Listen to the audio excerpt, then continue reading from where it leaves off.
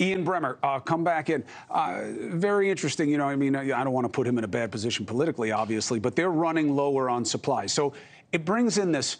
I read and I've listened to you saying, hey, it's better that they don't invade on the ground. They're going to build up a lot of antipathy, and new recruits. But let's flip that for a second. The way they're bombing, even if it's targeted, even if they give warning, that's going to kill a lot more civilians and innocents than if they were conducting operations street to street.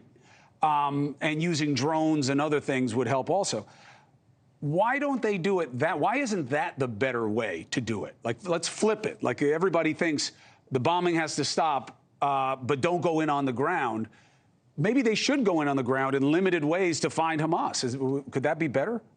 Well, I mean, look, I'm not a military strategist. I'm a political scientist. So you can ask the generals that. I think from a political perspective, even with the level of bombing that we've seen over the past 2 weeks, there is still a level of restraint in what they are and are not hitting compared to what you would see that would happen in a ground warfare environment if the intention is we're going to destroy Hamas. So everyone, certainly I've spoken to, believes that ground warfare leads to far more civilian casualties and also far more Israeli casualties, of course. Right. So you have to ensure that the damage that you're doing merits it. It's why Netanyahu has been very reluctant to want to be engaged in ground warfare for so long. But your point, Chris, I think is an important one, which is we've had over 2 weeks now of extensive bombing with massive amounts of civilian casualties. And we don't know the exact numbers because it's coming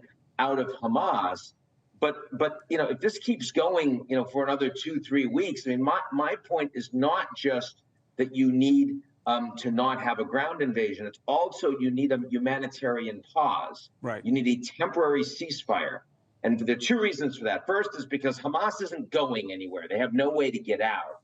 But you need to be able to set up the humanitarian equipment, the tents, the infrastructure, so that people can get out of Gaza City into the south, into safe zones. If you don't create that, they're not going to leave.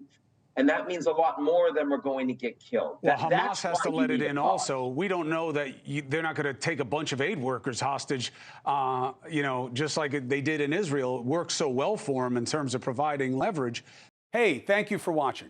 Please go to newsnationnow.com, newsnationnow.com, and you can find NewsNation on your television provider. And don't forget to click the red subscribe button down below. Then you will get more of NewsNation's fact-driven coverage.